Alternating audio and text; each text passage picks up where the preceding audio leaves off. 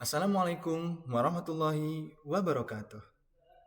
Halo teman-teman, perkenalkan saya Alwan Sabri Akila dari program Studi Manajemen Pendidikan Islam di kampus Sekolah Tinggi Agama Islam Al-Falah. Nah, pada video kali ini saya akan membahas tentang manajemen kearsipan. Materi yang akan saya jelaskan mengenai manajemen kearsipan adalah meliputi pengertian, tujuan, fungsi arsip, jenis-jenis arsip, teknik pengarsipan, serta pemeliharaan, pemindahan, dan pemusnahan arsip.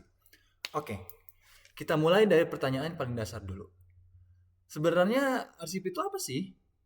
Nah, kalau dengar kata arsip, mungkin yang kebayang adalah map numpuk gitu ya, map numpuk di lemari kantor, atau banyak dokumen berserakan. Nah, padahal arsip itu lebih luas dari itu. Arsip adalah semua dokumen atau rekaman yang memiliki nilai informasi dan disimpan untuk digunakan kembali ketika dibutuhkan. Contohnya apa, Bang? Nah, contohnya surat masuk, surat keluar, ijazah, rapor, data mahasiswa, foto kegiatan, video dokumentasi, bahkan file PDF. Tahu kan file PDF? Nah, file PDF yang tersimpan di komputer juga bisa termasuk arsip. Nah, jadi sederhananya arsip adalah rekaman informasi yang sengaja disimpan karena dianggap penting. Nah, Bang, lalu kenapa sih arsip itu penting? Nah, arsip itu penting kenapa? Bayangin, sebuah sekolah tidak menyimpan data siswanya dengan baik. Nah, sekolah pasti ada data siswa atau data alumni. Terus nggak disimpan dengan baik. Nah, pas ada alumni yang membutuhkan salinan ijazah atau ijazahnya belum diambil juga. Nah, pihak sekolah pasti bakal sulit nyarinya. Oh, kemana nih ijazahnya udah hilang? Itu karena nggak diarsipin dengan baik. Atau misalnya, sebuah kantor kehilangan dokumen kerjasama. Nah, dokumen kerjasama nih, kantor. Kenapa misalnya dokumen kerjasama ini bisa hilang? Karena arsipnya berantakan. Nah, tentu itu bisa menimbulkan masalah yang cukup besar untuk kantor tersebut. Nah, karena itu, arsip itu perlu dikelola dengan baik. Tujuan pengelolaan arsip adalah supaya informasi bisa ditemukan dengan cepat saat dibutuhkan, menjaga keamanan dokumen penting, dan membantu proses pengambilan keputusan. Selain itu, arsip juga memiliki beberapa fungsi. Apa aja sih? Yang pertama adalah fungsi informasi. Karena arsip menyimpan berbagai data yang dibutuhkan oleh organisasi. Yang kedua adalah fungsi administrasi. Karena hampir semua kegiatan administrasi membutuhkan arsip. Lalu yang ketiga, fungsi hukum. Dalam beberapa kasus, arsip bisa menjadi alat bukti yang sah. Kemudian ada fungsi pengawasan untuk melihat kembali kegiatan yang sudah dilakukan. Dan yang terakhir, fungsi arsip adalah fungsi sejarah. Karena arsip bisa menjadi catatan perkembangan dari suatu organisasi dari waktu ke waktu. Nah, selanjutnya kita masuk ke jenis-jenis arsip. Apa aja sih jenis-jenis arsip? Nih, jenis-jenis arsip itu adalah secara umum.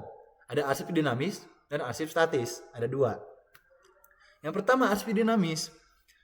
Arsip dinamis itu adalah arsip yang masih sering digunakan dalam kegiatan sehari-hari. Contohnya, data siswa aktif, surat yang baru masuk, atau dokumen keuangan tahun berjalan. Nah, lalu yang kedua, arsip statis. Arsip statis itu arsip yang udah enggak dipakai lagi. Arsip yang sudah tidak digunakan dalam pekerjaan sehari-hari, tetapi tetap disimpan karena memiliki nilai sejarah. Selain itu, arsip juga bisa dibedakan berdasarkan bentuknya. Contoh, misalnya ada arsip tertulis seperti surat dan laporan. Lalu ada arsip foto. Ada juga arsip audio atau rekaman suara, atau ada arsip video. Nah, semua itu pokoknya yang disebut dengan rekaman apapun itu, mau itu secara tertulis, mau itu secara gambar, mau itu secara rekaman suara, bentuk suara gitu. Nah, itu semua adalah arsip. Nah, zaman sekarang karena teknologi udah maju, yang paling banyak dipakai itu adalah arsip digital atau elektronik. Gitu. Nah, lalu bagaimana cara nyimpan arsip tersebut? Nah, disinilah kita mengenal teknik pengarsipan. Garis bawah, teknik pengarsipan. Teknik pertama adalah sistem abjad. Jadi, arsip disusun berdasarkan nama atau huruf. Misalnya, nama siswa. Itu disusun berdasarkan abjadnya. Misalkan ada Budi dan Arif. Yang pertama itu pasti Arif karena sesuai abjad, sesuai urutan abjad.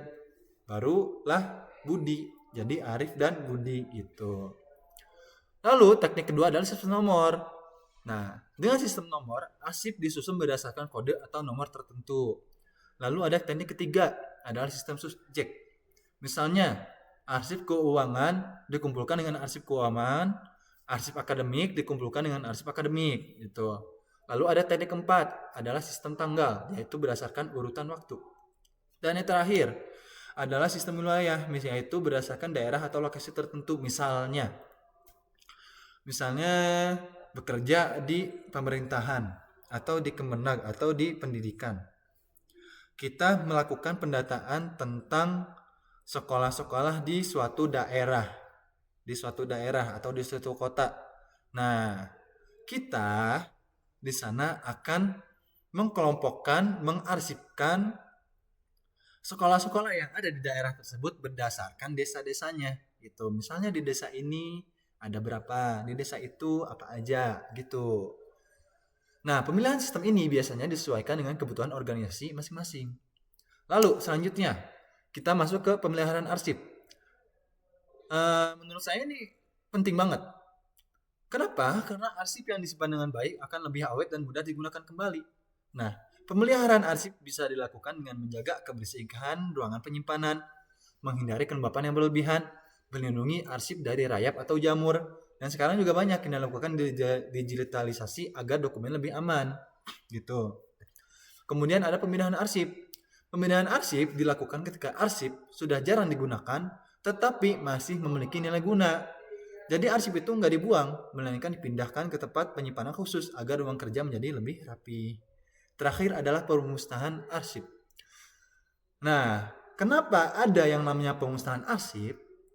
Pemusnahan arsip ini dilakukan apabila arsip sudah habis masa simpannya dan tidak memiliki nilai guna lagi.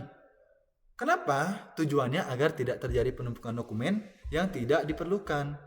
Namun, pemusnahan arsip ini tidak boleh dilakukan sembarangan.